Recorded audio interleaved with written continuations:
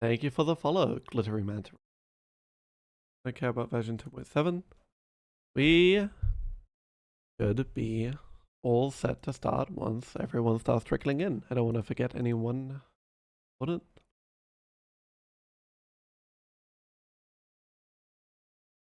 You wish this had subs? Let me go see. I think I can do that with SDSS. I don't remember how that works, but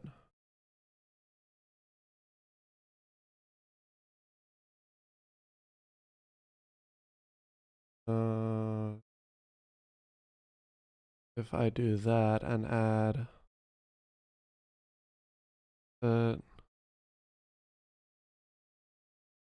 on screen, if I do this, does that work? Test.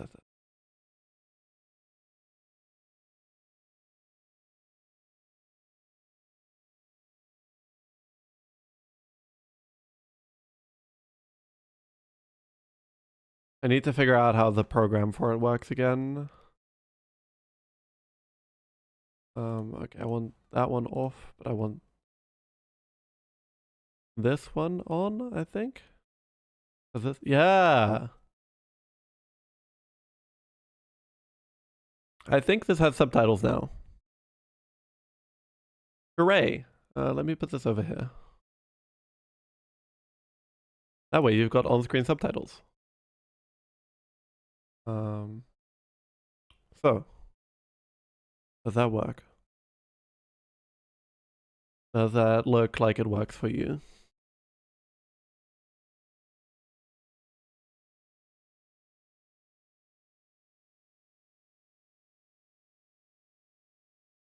Because subtitles is good.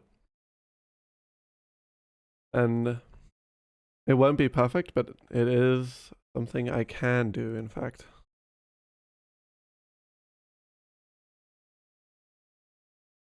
If everyone trickles in,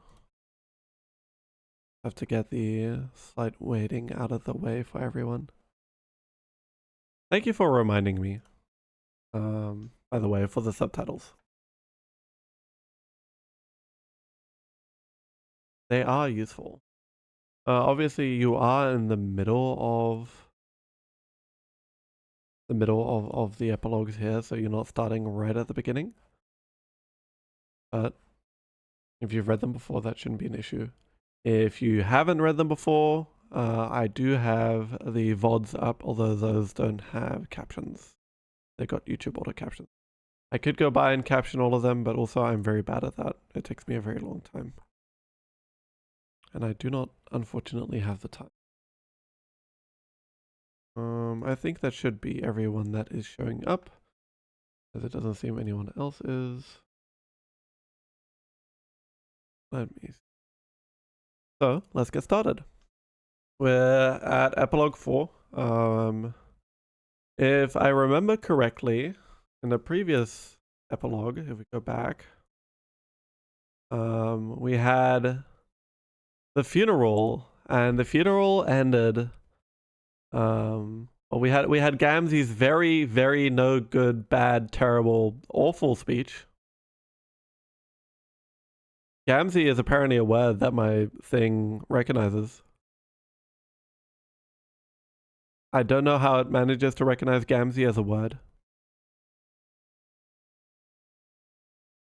That's terrifying.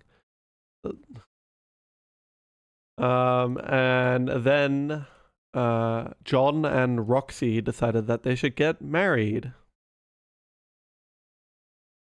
I wish that was Joanne and not John and. Oh well. See the speech to text is unfortunately not perfect.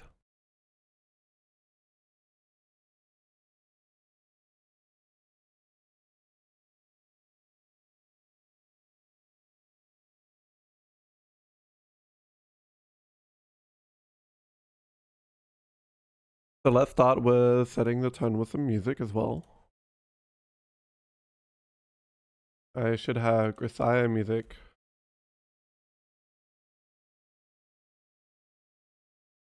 That could help. Not orange sunshine.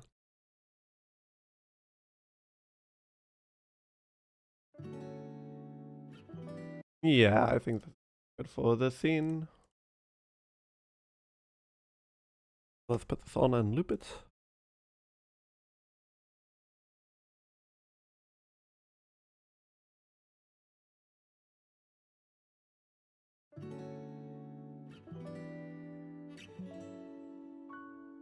Okay. Hey, Terezi, guess where I am right now? Your human wedding. Considering that humans are the only species on Earth with the concept of weddings, technically all weddings are human weddings. So there's really no reason to qualify it like that, Terezi. When did you get so hung up on semantics? When I became a real adult. Speaking of which, no, I am not at my human wedding. That was months ago. What? You forgot. I thought you said you tried to make it back in time for it. John, I talked to you yesterday. Wow. I knew time moved differently out there than it does here, but that's really something else. It's been almost 6 months for me. Okay, well, in that case, I guess I can forgive you for missing my wedding.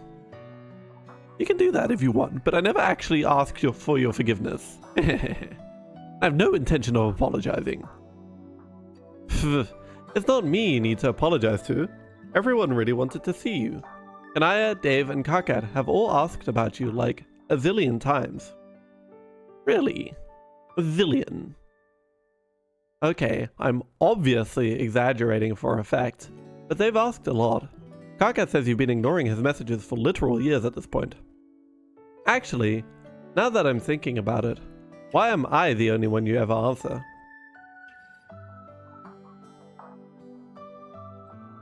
I mean, we weren't even that close, were we?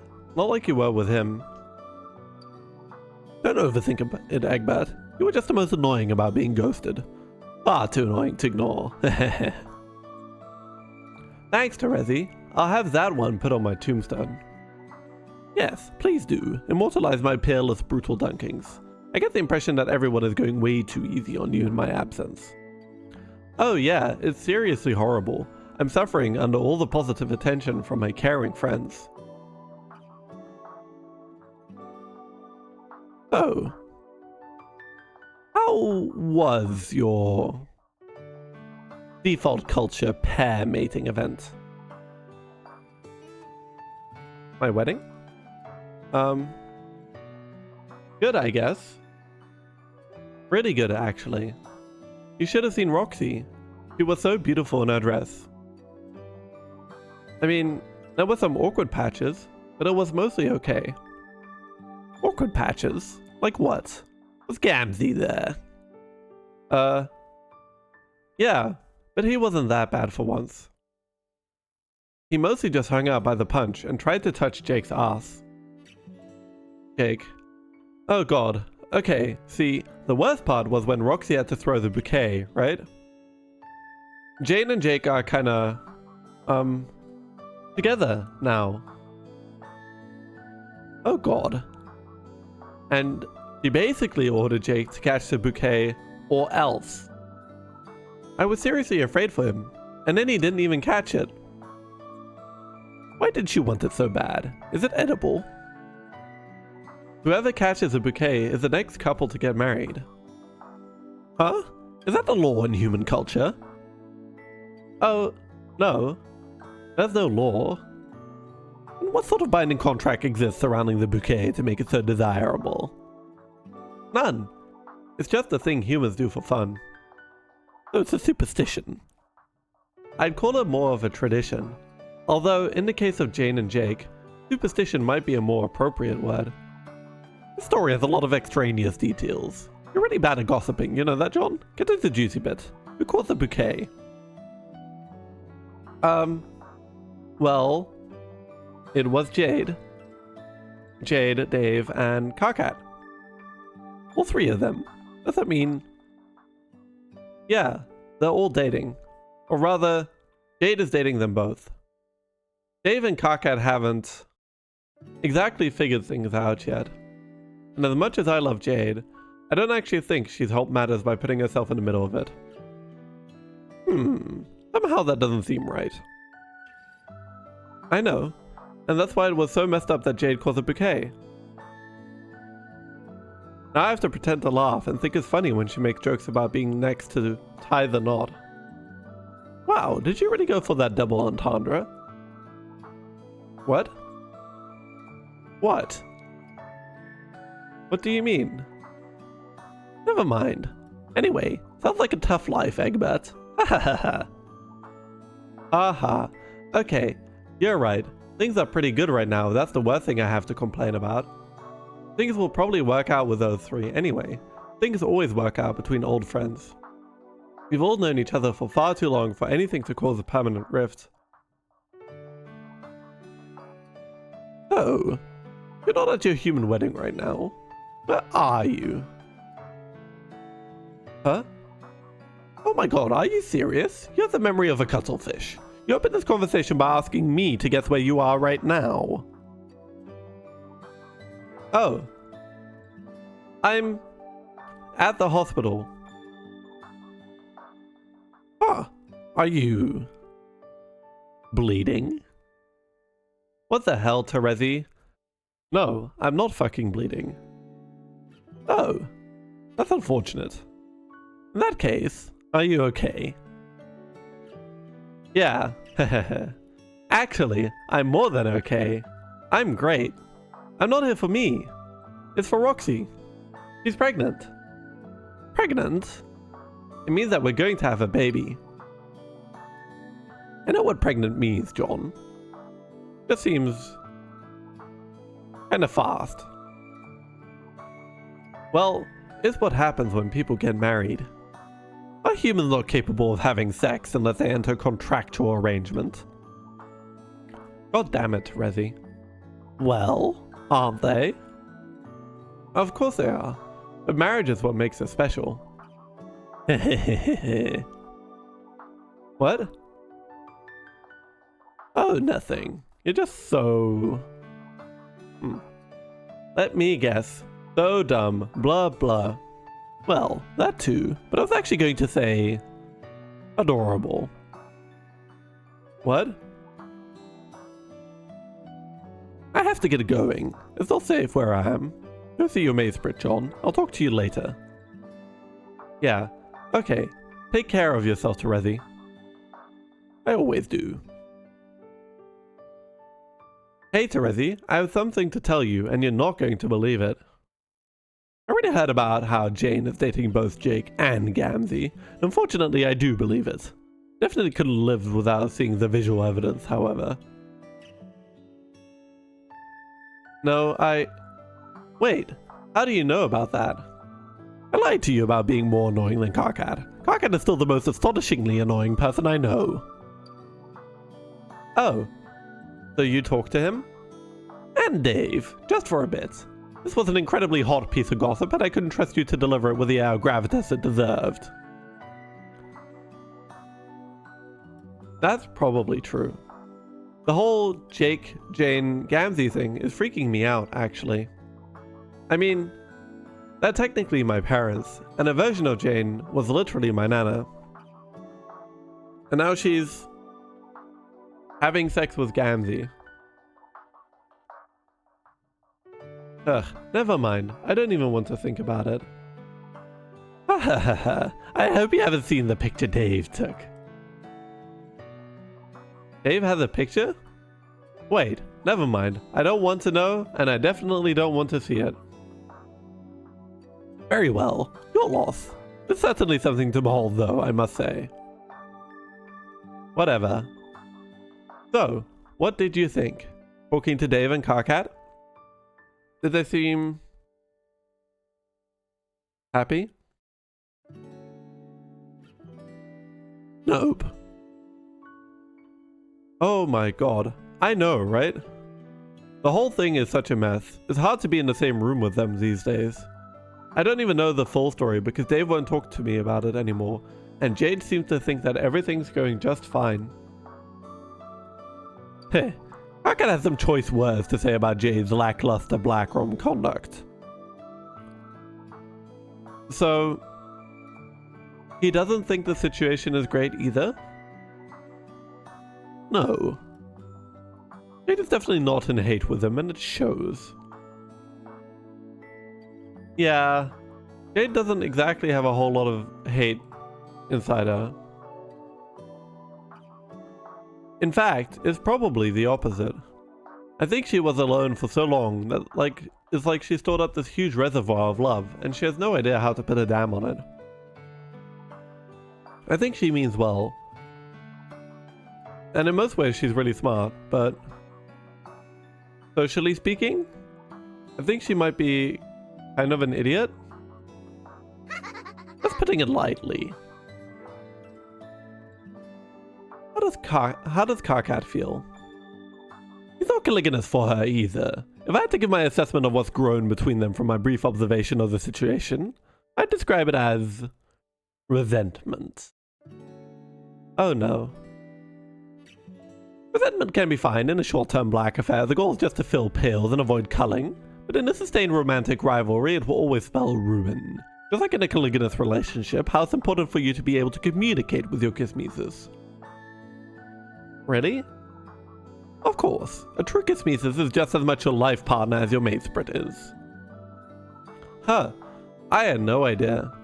Not to be culturally insensitive, but I thought it was just like you'd meet up every once in a while to do, like, hate makeouts. John, you're being extremely culturally insensitive. Sorry. You can't just say not to be something and then go ahead and be exactly that. It is automatically problematic.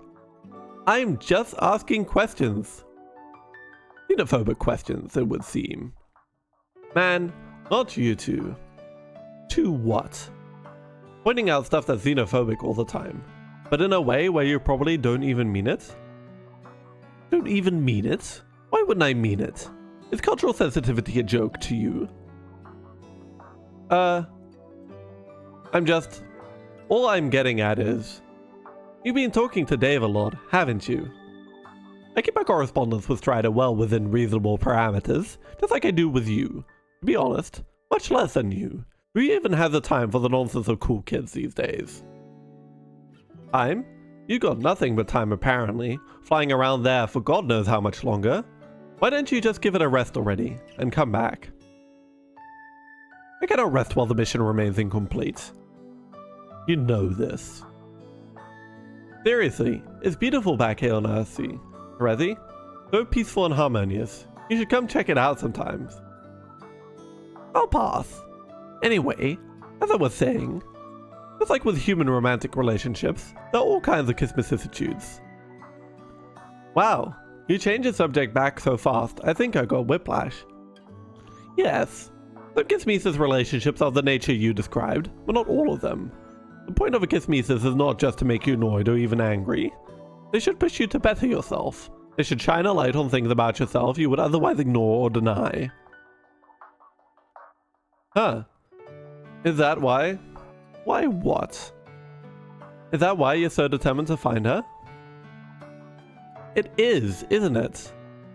No. Vriska and I were...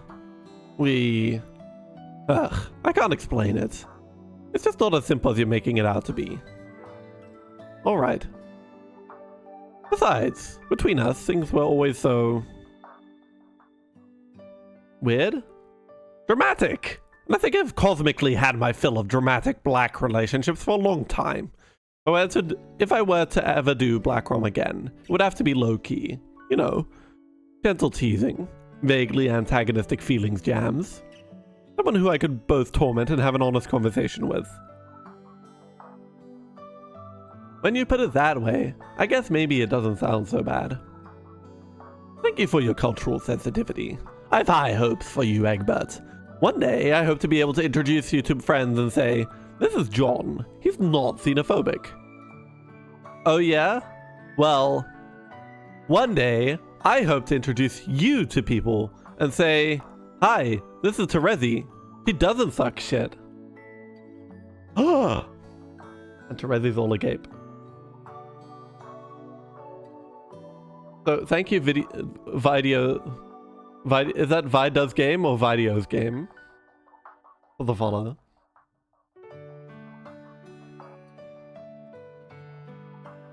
I didn't want to interrupt the chapter itself, but thank you for showing up. So you might notice, if you're astute, that they are talking about things that may also apply to the chapter itself. The astute reader may notice that they are vaguely antagonistic, but also having honest feelings jams. Shall we move on to the next chapter? 17.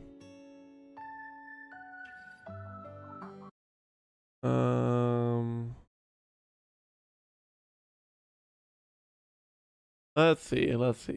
What's good music for this one?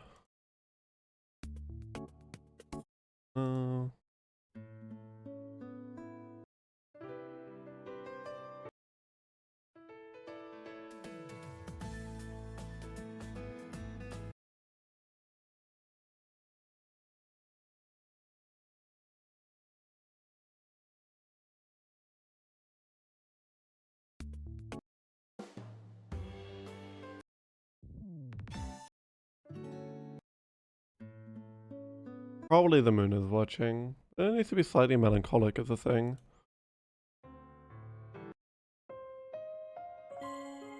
But not that melancholic. Oh.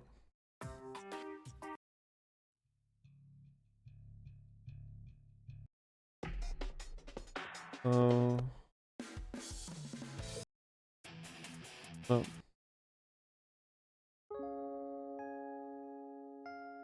Also not grape drops, maybe? Yeah, we can do grape drops. Okay. Track achieved. Can we go on to the next chapter? Gotta get the vibes right.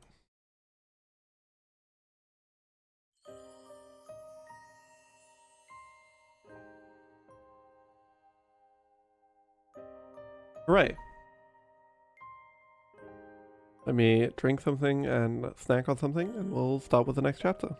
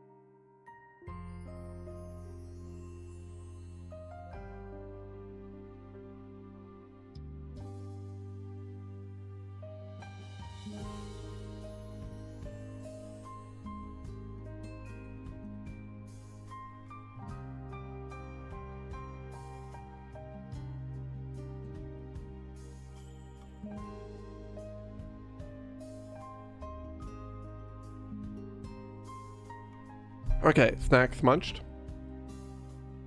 We can now proceed. 3 months later, John is still thinking about his last conversation with Terezi.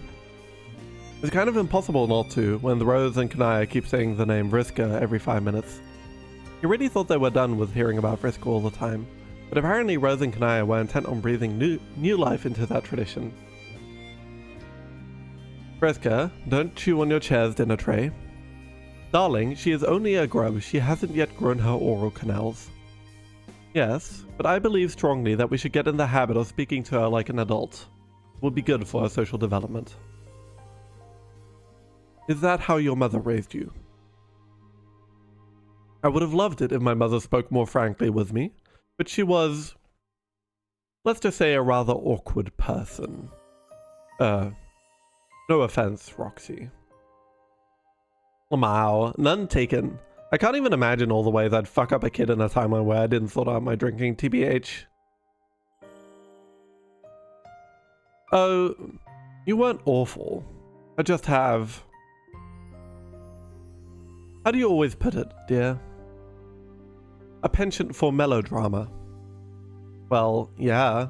Your dad sure made sure he'd got some of himself in you.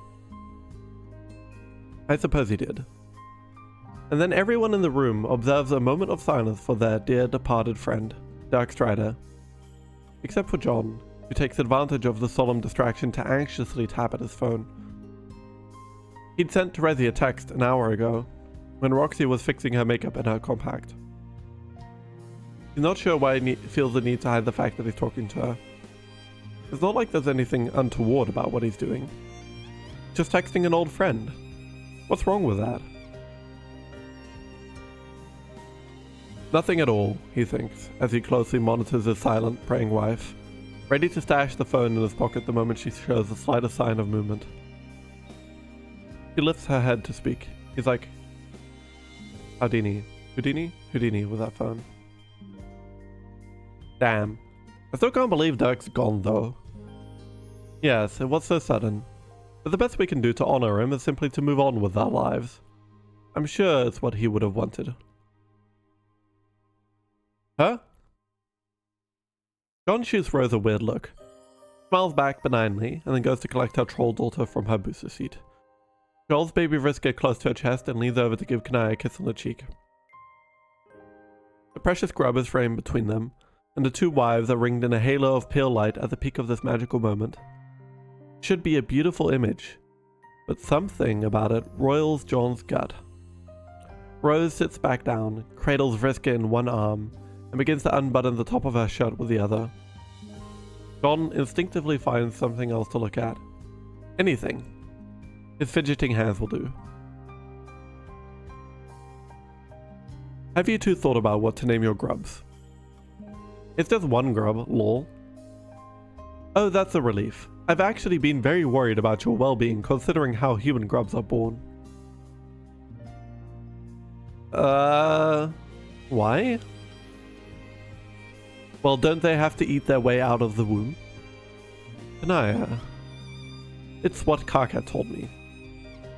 Karkat gets all his information on humanity from the movies. And Dave, which is even worse than the movies. Wait a fucking minute. What movies are they watching? Nothing too graphically misleading, I suspect. I equally suspect that anytime there's a human birthing moment on camera, Karkat probably turns away, too disgusted to watch. While Dave continues filling his ear with more lies about human biology. Lol. Then, I was given inaccurate information. Yes. Ew. If that was true, how would our species have survived? We would have had a 100% maternal mortality rate during childbirth. Yes, I forgot how primitive medical technology was on your planet. Then, how are humans born? Use your head for a moment, darling.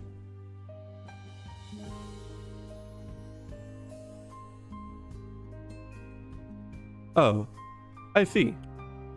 Somehow.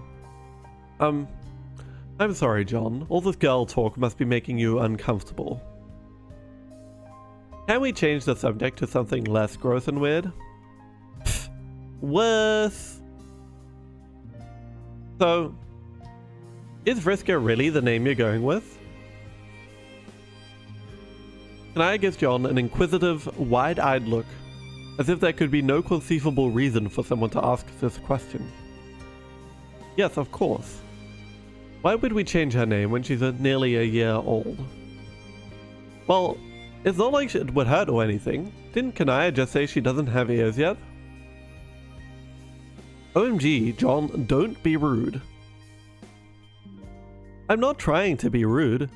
I just think it's a little weird.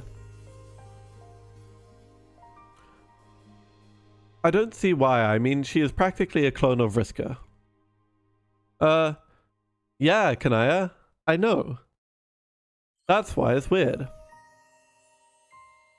I appreciate your concern, John, but it's not that weird to name a child after an important figure from your youth.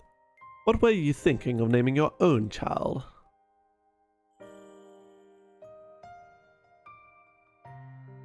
John hesitates, adjusts his glasses for one of something to do with his hands. This is a conversation he's been dragging his heels on for months. Back when Roxy first got pregnant, it was all they talked about, but now that she's so close to the due date, all the subject does is make his pulse go shaky.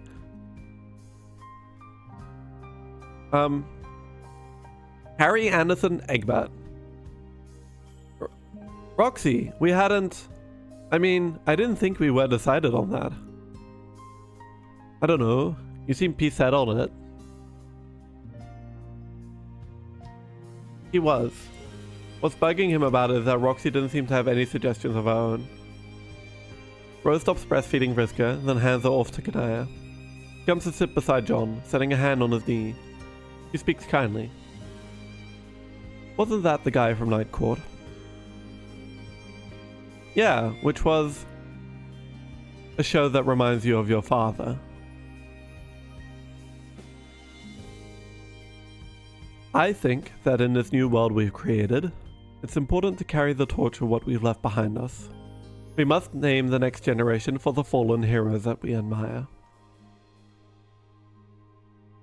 Wait, we admire Vriska now? It's true that Vriska was a controversial figure even at the best of times, but she did defeat Lord English, John.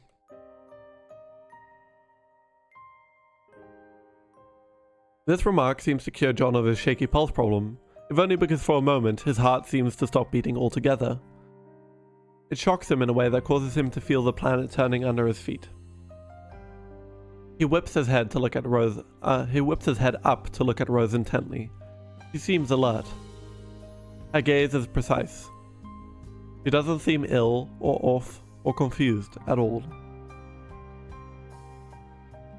No, she didn't.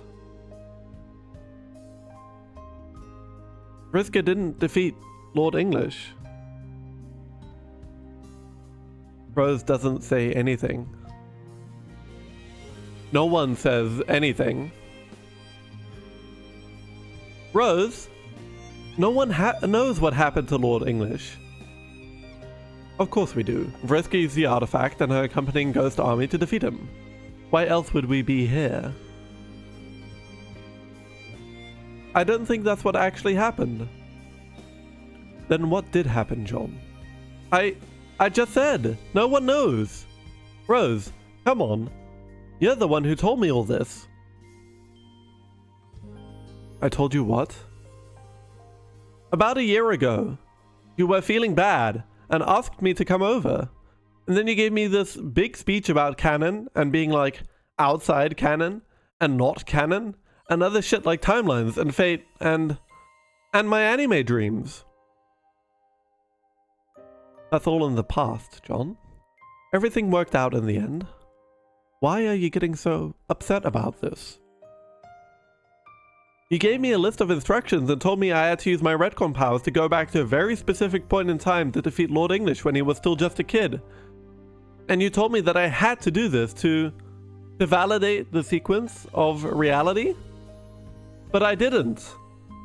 I was all ready to go. I thought I was going to die, honestly. But then... you... John swivels around to point a finger at his wife. It comes across as more accusatory than he means it to be. Roxy, you and Calliope told me I had a choice. And I made my choice, which is why I ended up staying. But did it really all work out in the end?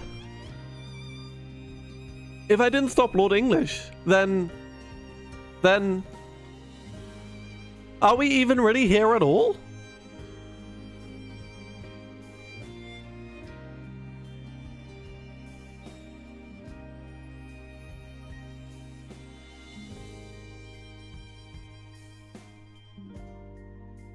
The three gals in the room exchange a series of concerned glances.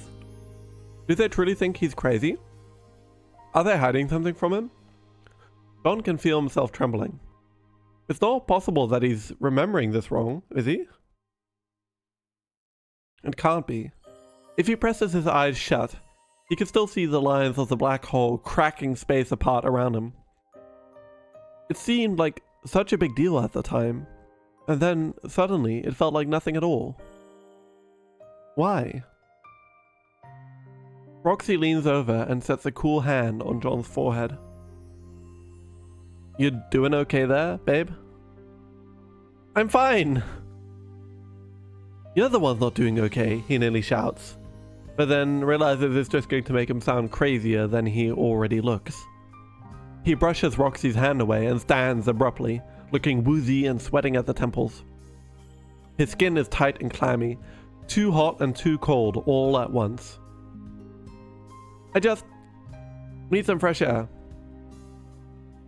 Want me to come with you?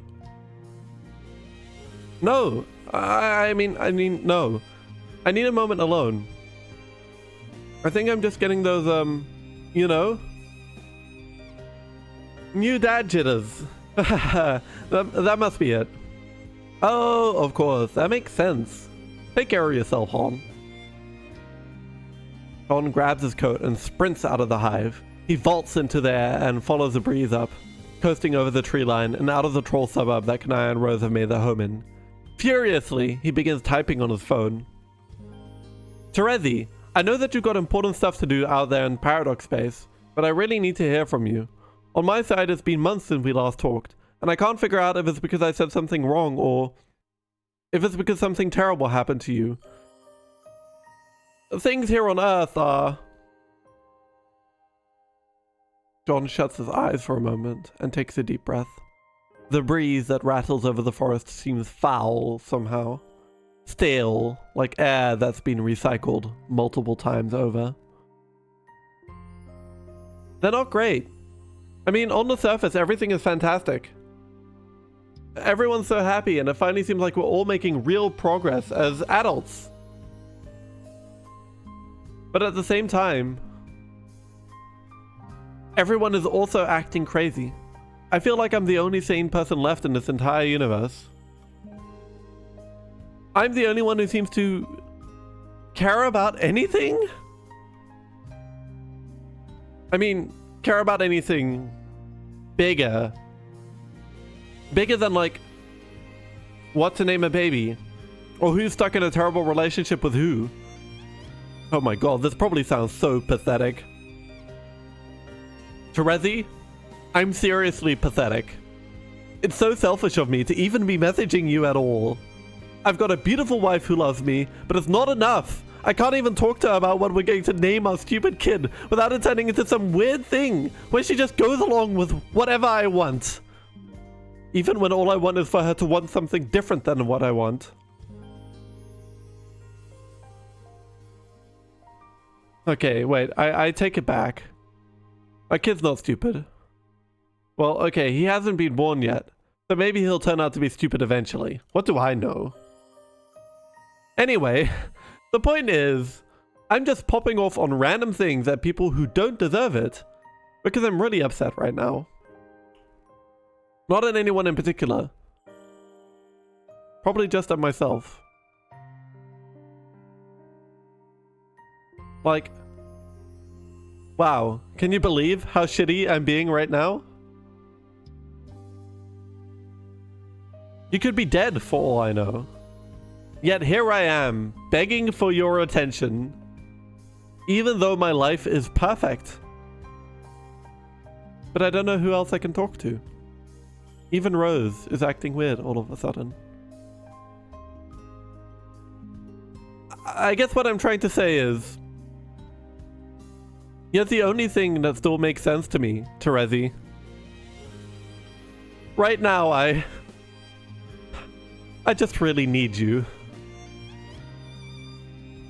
Please, come make some sense at me.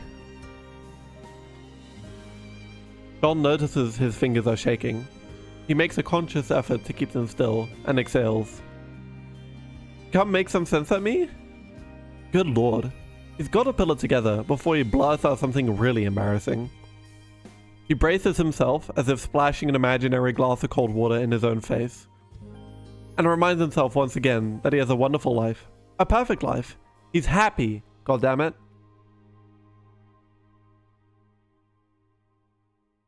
He's about to pocket his phone when he catches some movement at the bottom corner of the screen. It's an indication that someone is typing. He stops breathing until the text actually appears.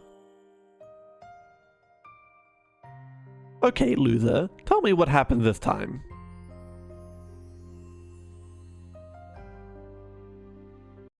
And we finish Candy 16. Or 17 even. We are on to 18. Emotionally fraught chapter.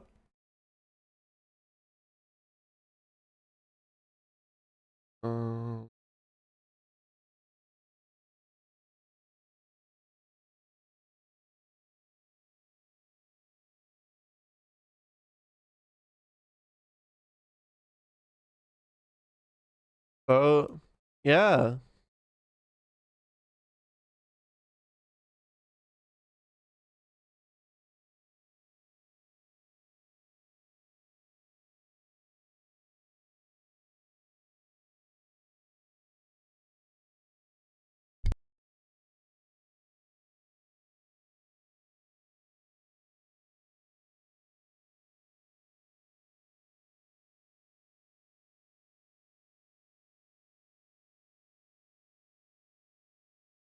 Let me snack on something and drink a bit of water.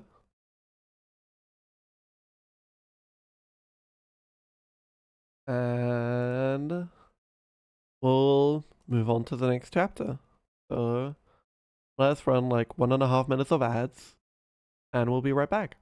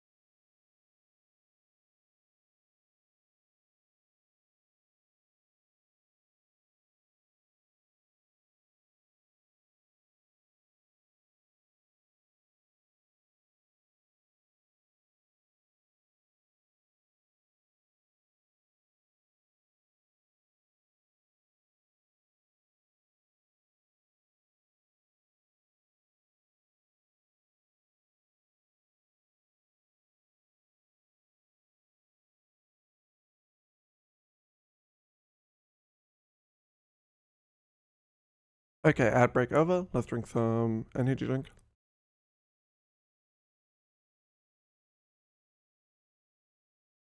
And we'll do Andy 18. So that we have something to read. Everyone who would usually watch this is like busy or indisposed, which is a little bit unfortunate, but you know.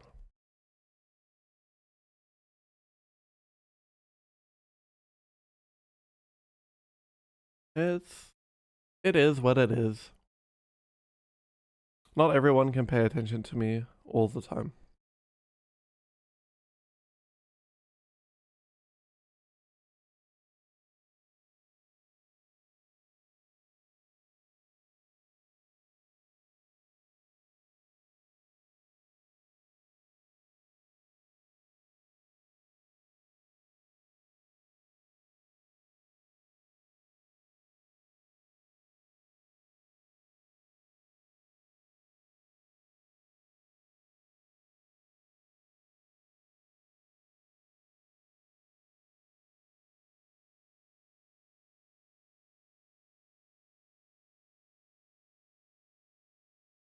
Okay, let's go.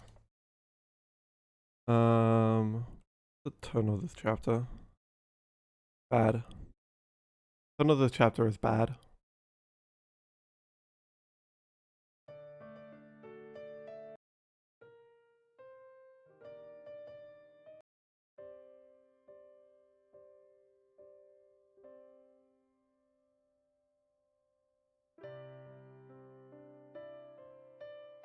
That's not quite the right. Oh.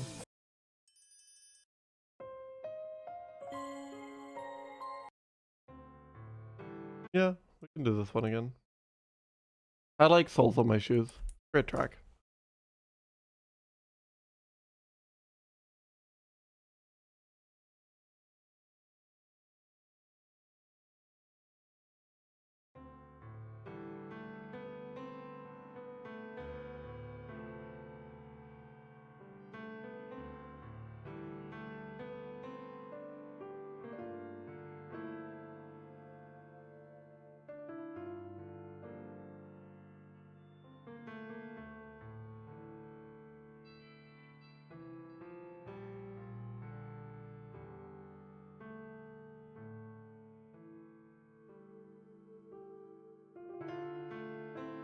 Jane may have stepped away from her pursuit of public office, but it's important for any educated businesswoman to stay abreast of the political goings-on of her nation.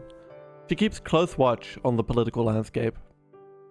She's got people with eyes on every newspaper and website on Earthsea, but she likes to watch the human news herself. It's just such a delightfully adult thing to do, she thinks, as she spreads out languorously in front of her television.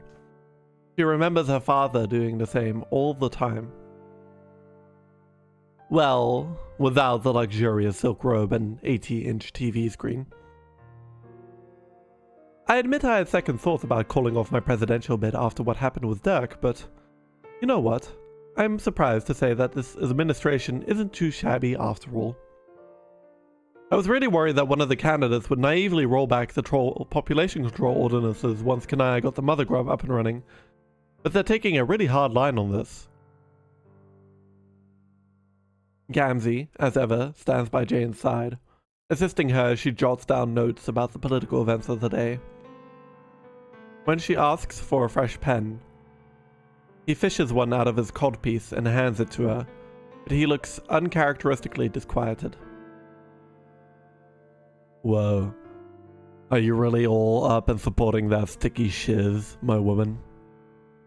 Excuse me? That... What? It looks to me like the human man is trying to keep my people down. All discriminatorily and such.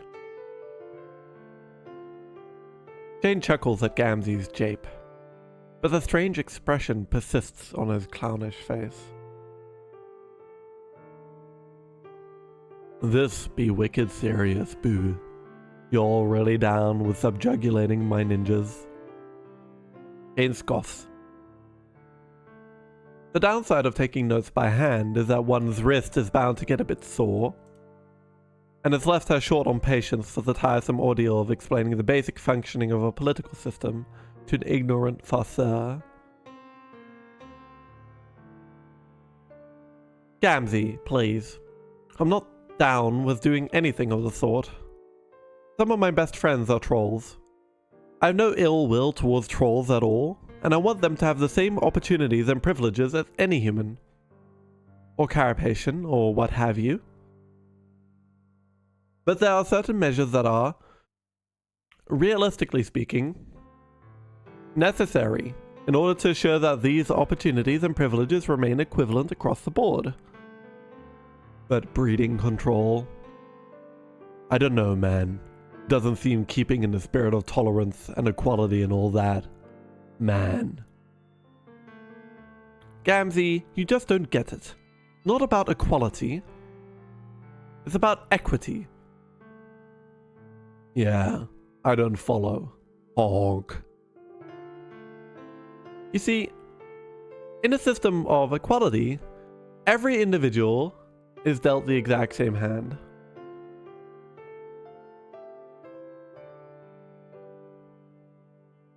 Maybe this is an analogy you would understand.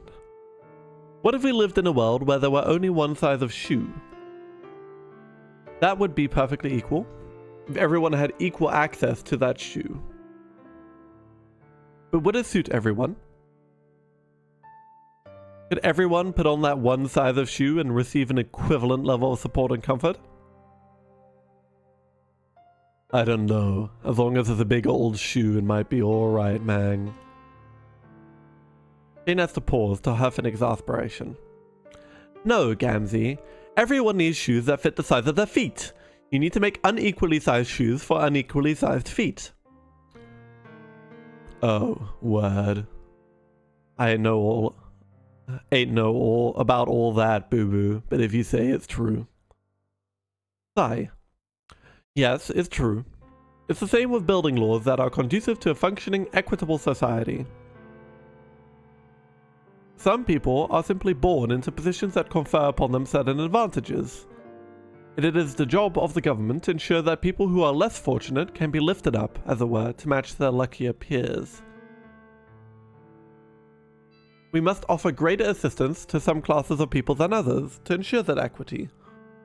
Such is the case with natural troll and human birth rates. So you're saying you need different shoes for your human dicks and whatnot? Precisely. The reintroduction of the mother grub changes everything. Trolls and humans don't have identical birth rates. The fundamental biological fact that natural troll reproduction is much faster than humans. It's a matter of evolution and society. You know this, Gamzee. Your people evolved in a harsh, unforgiving world where the slightest misstep could lead to death. And like any animal would, your biology adapted to the circumstances. Your mother grubs have the capacity to produce an unimaginable quantity of eggs at a time to ensure that at least a few can survive to reproductive age. And I understand that in the context of Alternian society, that worked great. Because the mortality rate was so high, only a manageable number of individuals were able to make it to adulthood. But we have a peaceful society now, with benevolent caretakers and fair laws. No young troll is at danger of being killed by monstrous fauna. No one will be culled for being too weak. But that doesn't change your biology. So what does that mean for the troll population? It would spiral out of control within a matter of generations. You would come to outnumber humans at a factor of thousands, millions to one. The infrastructure would not be able to keep pace. The economy would be completely destabilized. The market would be flooded with thousands of trolls who wouldn't be able to find jobs or places to live. Not to mention the issue of your lifespans. Some of you will live for hundreds, thousands of years. And honestly, speaking of biology, I'm not sure if we were to loosen population controls right now, that your people have, how to say, Well, let's just say I think it would be irresponsible to gamble on whether or not the natural Alternian order will reassert itself in such a troll-dominated society. Maybe in 100, 200 years, when you've proven, and I believe you will, I really do, but when you've proven that you can coexist in a harmonious society with natural breeding, it might not matter so much exactly how many more trolls there are than humans. Wait, didn't we all up and jump forward so we got 2,314 sweeps of history or somewhat? With artificial breeding. I don't know, babe. This is all starting to sound a little xenophobic. Xenophobic? I have to cough. 1 second.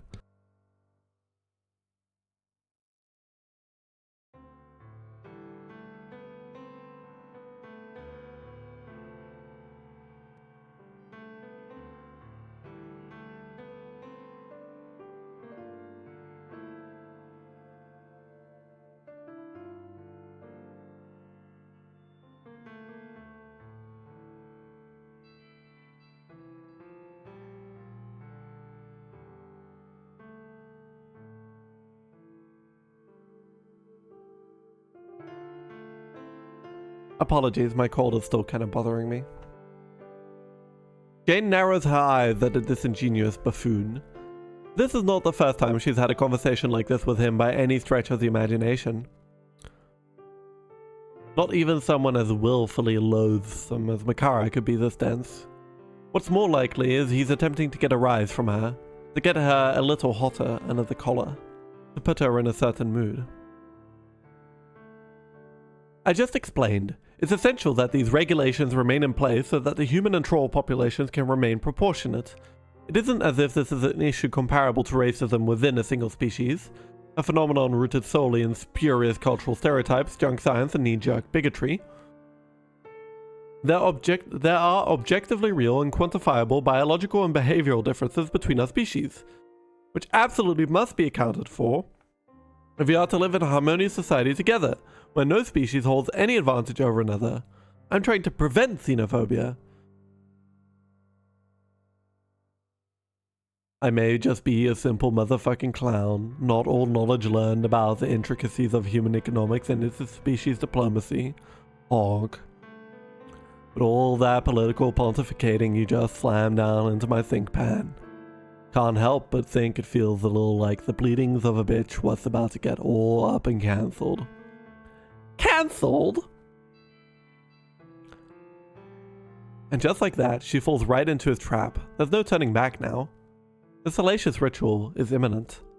Excuse me? I'm sorry. Cancelled? Are you even hearing yourself? Who in the world gave a literal insect and clown face like you the authority to be cancelling anybody? Wow. Honk. Oh, forgive me if I'm a bit nettled to hear a drug-addicted clown who murdered half of his friends tell me that I, Jane Crocker, am cancelled. Hey, you know that's insensitive. Addiction is a disease, and I can't rightly help that my Lucis was never around to teach me right from wrong. Yes, we've all heard your sob story, Gap. But I done gone and repented now, my tall frosty mamacita. I'm a righteous man. And all I ever been trying to do is get you right too, with morals and goodness. All filled up inside you, as tight as your tasty hoe balloons are with human moo juice. Maybe what we need is a little communion, my wicked suckle sister. Flesh to motherfucking flesh. Bring those humongous bazongas over here. Get your filthy hands off me. Come on, mama. Just a little honk to make it all better. No, I'd rather die than touch your disgusting clown baton ever again. You say that every time, my big busty babe. Makes the motherfucker start to think it's some more of that political doublespeak of yours, my fine dairy queen. Ugh! In spite of Jane's protests, Gamzee makes a desperate play for a lusty squeeze. Jane puts up a valiant show of resistance. But Gamzee knows she has no real intent of fighting him off. It's all part of the cosmetic dance. He has his big clown mitts right on her busty bags, honking away. As soon as Jane starts screaming, the baby does too. Jake, sitting approximately 6 feet away, bounces the infant a little to calm him down. I say, would you mind keeping it down for Tavros? He was sleeping, and to be honest, I think things here are getting a little blue for a baby.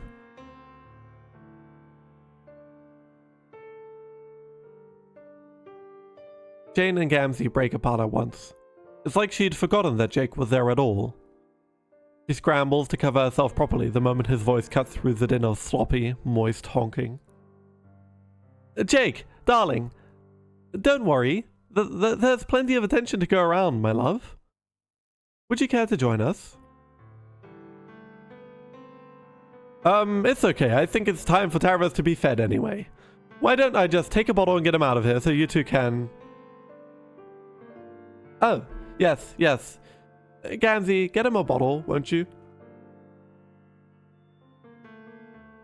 Jake, who'd been sitting on the other side of the couch with sweet baby Tavros in his arms, remains stiff with his squalling infant as he waits for Gamzee to carry out his commanded task. The clown bends over revoltingly in front of the couch, full rump straining against his plush purple briefs, as if daring Jake to look away, and he can't. Jake stares transfixed into the full moon of the clown's buttocks, appearing virtually shrink-wrapped by the moist fabric, as Gamzee slowly descends, fingers trailing down the entire length of his leg. His codpiece bobs between his spread thighs as he grasps the bottle of milk that had been knocked to the ground in the fracas. He then snaps right back up with a honk that nearly makes Jake rocket out of his seat. Jake's heart is racing so hard he loses focus. He doesn't notice that Gamzee is offering him the bottle until Jane's angry voice wrenches him back to his senses.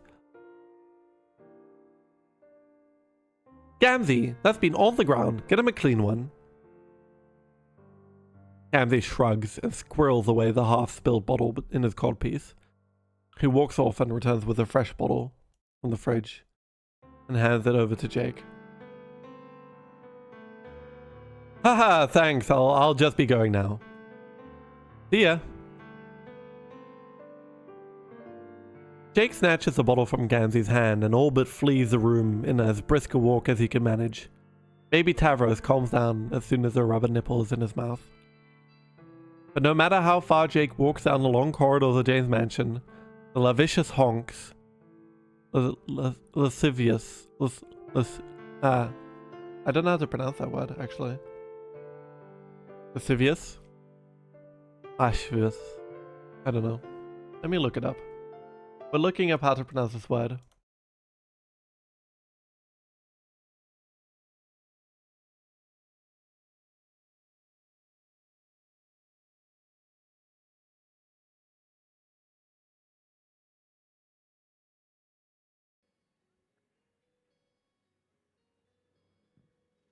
We are looking at how to pronounce this word as well as how to say more interesting and related words in English, so make sure to stay tuned and consider subscribing.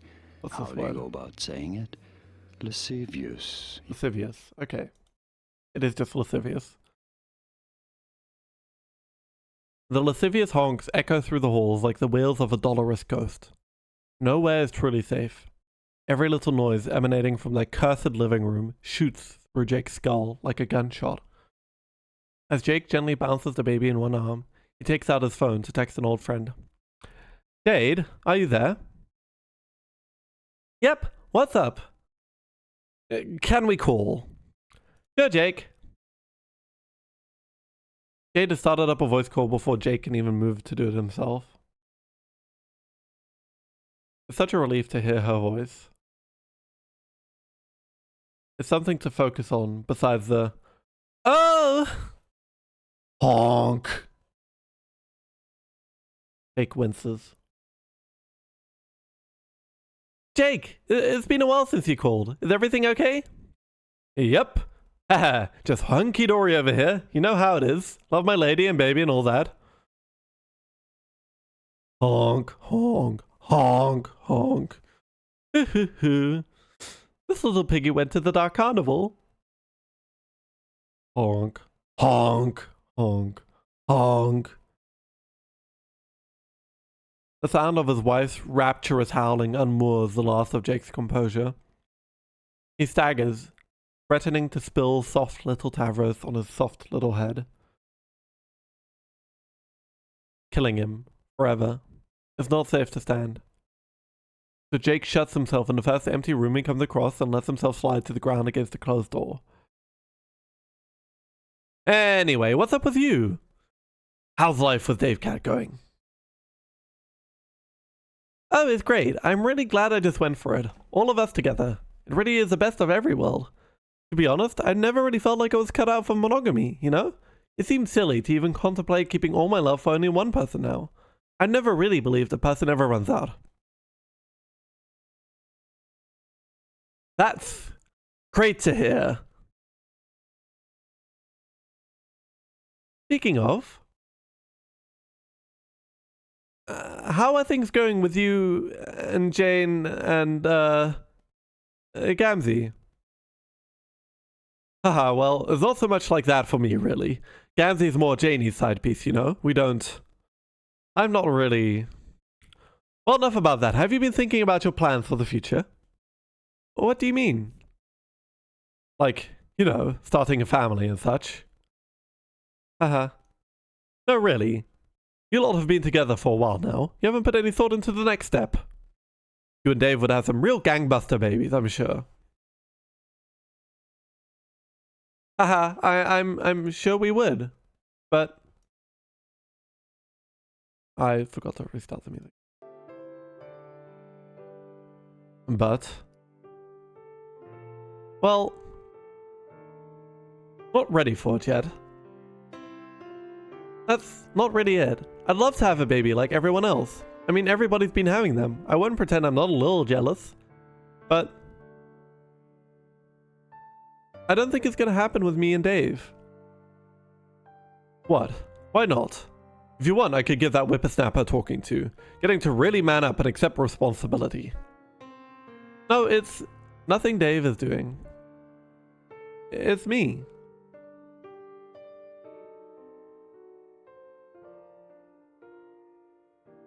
Huh? There's no way me and Dave could have a regular baby together because...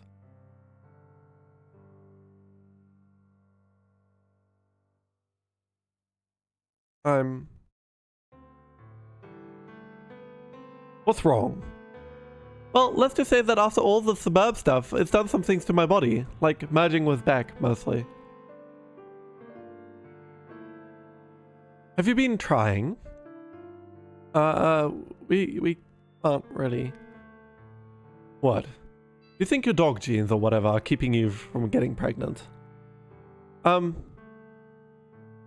my genes, exactly. I don't really want to get into the specifics. Would that rule out a union of an ectobiological sort? I guess not, but I don't think any of us are really interested in having a kid with ectobiology. It just feels... Well, I think we've had enough of ectobiology for one lifetime.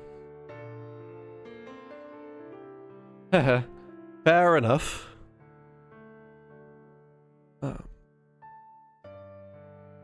I thought about asking Rose to help us, but that's so much to ask.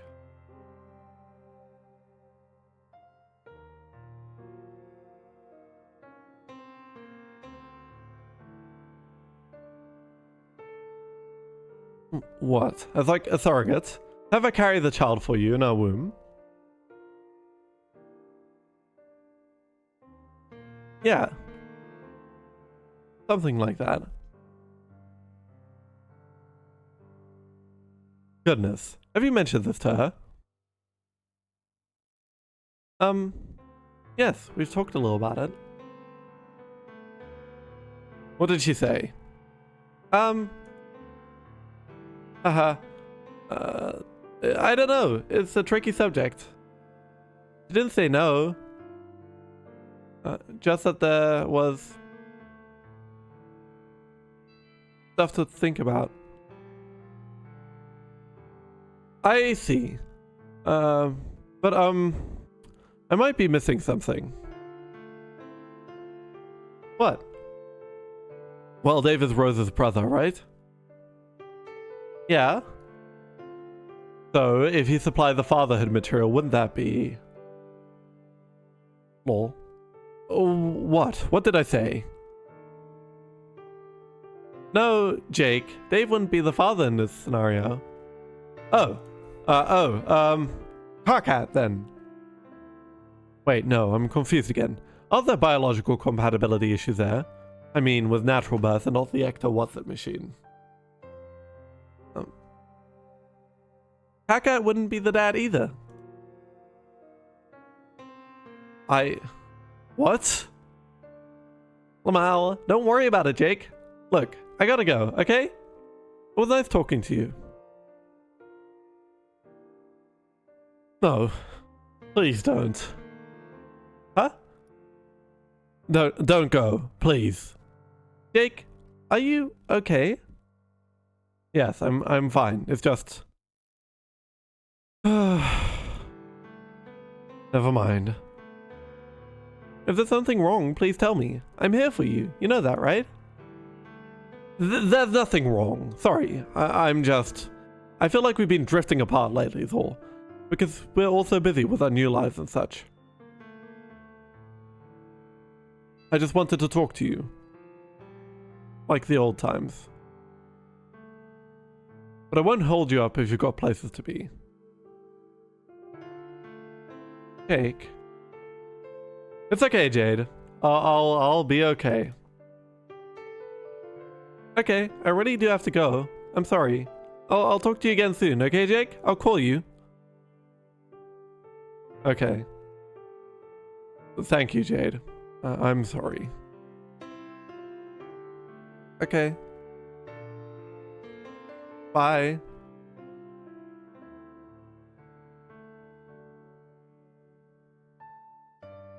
Jade hangs up. Jake releases a rattling sigh. Honk. Honk. Honk. Honk.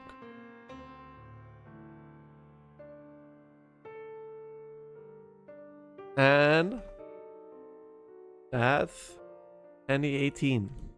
Great.